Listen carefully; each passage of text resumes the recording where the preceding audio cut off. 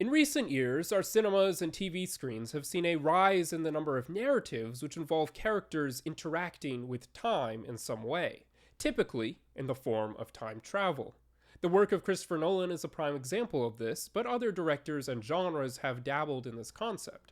For instance, films such as Looper or Predestination, or even the Marvel Cinematic Universe. Over the course of this episode, I will dive into the metaphysics of time, and in particular try to answer this central question. Can God have knowledge of the past and the future if the past and the future do not exist? I will bring in the ideas of thinkers such as St. Augustine or Boethius, as well as some more contemporary thinkers, such as Michael Lockwood or William Lane Craig. I will examine the theories behind the claim that it is impossible for the past or the future to exist, as well as exploring the metaphysical impossibility, or at the very least implausibility, of time travel. I will also take a look at some recent theories regarding the physics of time and explore how God relates to something like a four-dimensional model of time. Finally, I will introduce a theory of memories as analogous to God's perception of time, especially when considered within the framework of the past and the future's non-existence. Before fully launching into an investigation of God's relation to time, however, it is important to first establish what is meant when one says that God is eternal. Eternity, by its very nature, implies some kind of separation from time, or existence beyond or outside of it. As Boethius defines it in The Consolation of Philosophy, eternity is the whole, perfect, and simultaneous possession of endless life. Only that being which comprehends and possesses the whole plenitude of endless life together, from which no future thing, nor any past thing is absent, can justly be called eternal. While we shall return to this definition later on, two things should be noted here. Firstly, Boethius explains that eternity is the possession of endless life.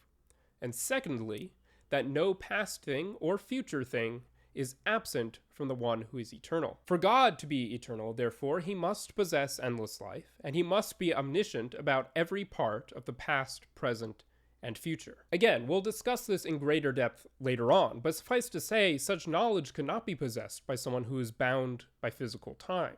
To be infinite or eternal in and of itself requires some degree of separation from time, because time has a beginning and an end. Furthermore, God's creation of time is another clear example of evidence that God must be eternal. William Craig puts it very simply, writing, "Time had a beginning, God did not have a beginning. There was not a moment in time when God did not yet exist, nor will there come to be a moment when God has ceased to exist. And yet we cannot even say that he existed before he created time, because there was no before or later. There was no then when there was no time." In recent years, physicists have developed a theory of time as a fourth dimension, one which we as temporally bound humans cannot perceive, but a being such as God could exist outside of. As Michael Lockwood, author of The Labyrinth of Time, informs us, Einstein, Eddington, Jeans, and others base their conclusion on the assumption that the correct way to interpret special relativity is to view it as describing a four-dimensional space-time manifold. Some philosophers have tried to fit God into this theory, presenting the idea that God transcends the four-dimensional space-time continuum, and thus all events are eternally present to him. However, while this is an interesting theory, it necessarily assumes the existence of the past and the future alongside the present, because in a four-dimensional model, all time exists simultaneously. And the difference between past, present, and future is merely a subjective matter of human consciousness, dependent upon the individual's location on the timeline. The coexistence of these three times, if you will, shall later be demonstrated to be metaphysically impossible.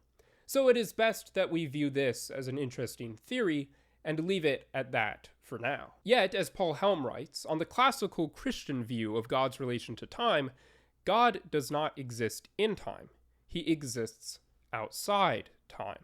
And as we saw earlier with the idea of eternity, there certainly must be some level to which God is separated from time, or transcends it in some way. Therefore, we still ought to determine if there's some way to demonstrate God's timelessness without relying on a four-dimensional model. In his writing on time and eternity, William Craig explains, "It seems to me, therefore, that it is not only coherent but also plausible that God existing changelessly alone, without creation, is timeless, that he enters time at the moment of creation, in virtue of his real relation to the temporal universe. In other words, when God voluntarily chooses to create time and the rest of creation, he enters into time, at least on a metaphysical level. Yet we are still unlikely to claim that God is bound by time, because this would imply that the omnipotent God is controlled by something which he created. And certainly his experience of time could not be identical to that which we encounter as humans. For, as St. Augustine writes,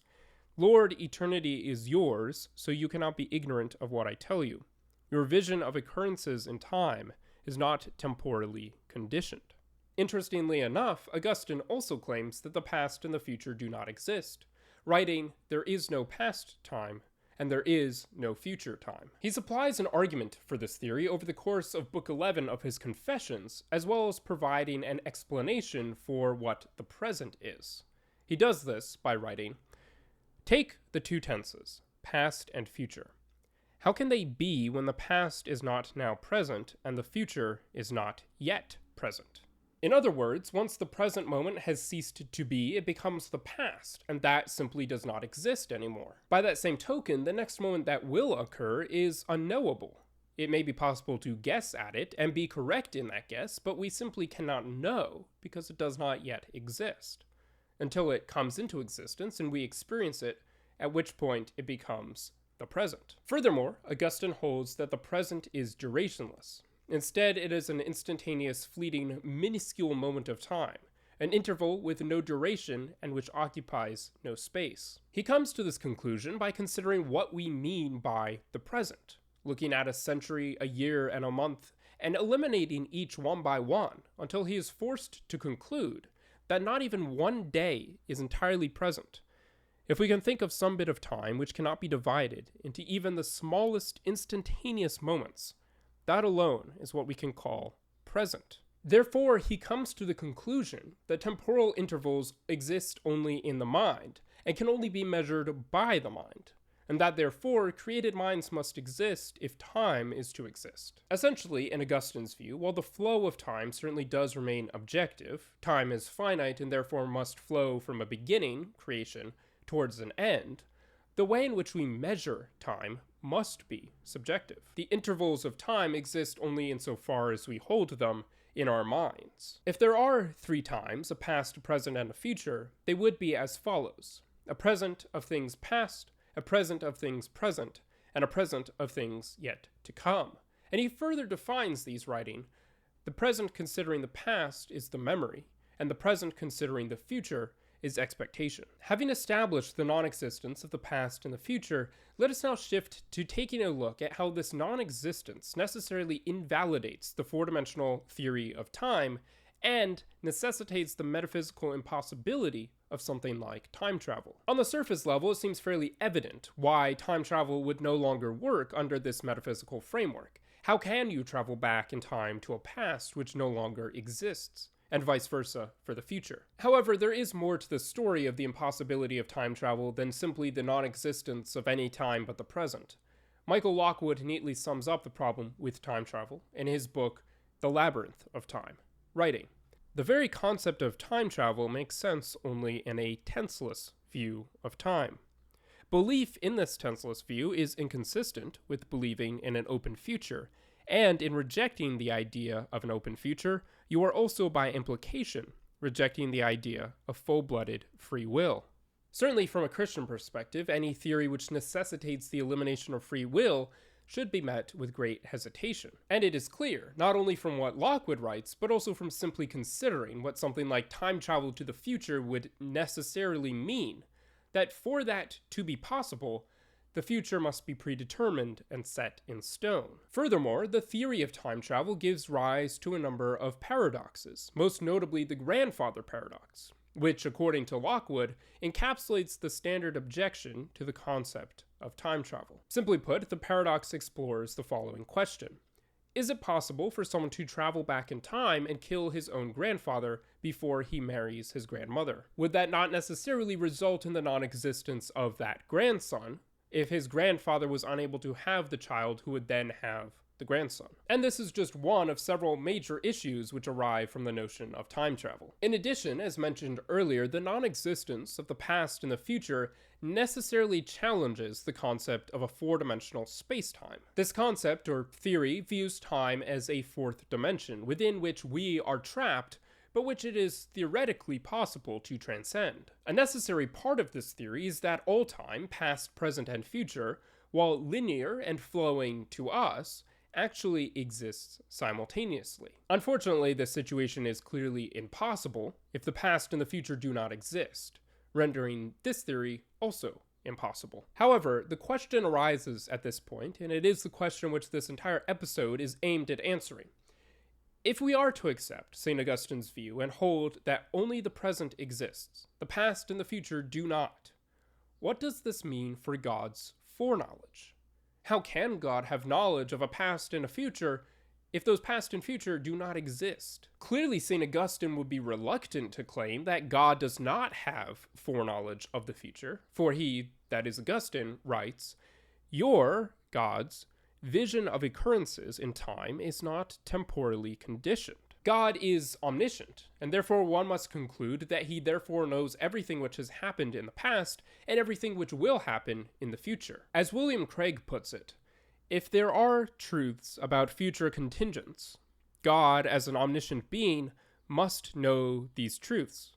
He knows what will happen. Craig also makes another interesting argument, saying, "It is perfectly coherent to maintain that God is, at least since the moment of creation, temporal, and also that God's omniscience extends to future contingents." While it certainly makes sense to believe that the omniscient and omnipotent God has knowledge of all things, including the future, the main difficulty arises when trying to reconcile that with 1. The non-existence of the future, and 2. The notion that upon creating time, God enters into it and is temporally bound on a metaphysical level. Not only that, but some theorists wonder if God's foreknowledge of the future places some limit on our free will as humans. Because if God knows what we are going to do before we do it, then how can we freely choose to do it? In his book entitled God and the Nature of Time, Garrett DeWeese informs us that Boethius is notable for attempting to reconcile the problem of God's foreknowledge and human freedom. And indeed, Boethius does provide an explanation for how to reconcile this dilemma,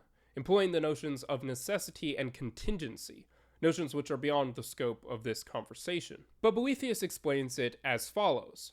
God's knowledge of future contingents does not confer on them any kind of necessity.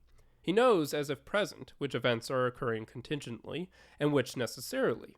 His knowledge imposes no absolute necessity on the things he knows, but only a conditional necessity. If he knows them, then they must occur, but there is no necessity that he know them. While such an explanation does not answer all the objections concerning God's foreknowledge, certainly some would claim that if events occur contingently, then such events cannot be known in advance, Boethius does do something by way of setting up a method of considering time in different ways, depending on whether or not the events have occurred. DeWeese himself offers another possible explanation to this problem, writing, "Assume for a moment that it is true that the future cannot be known because it does not exist. Would that count against God's omniscience?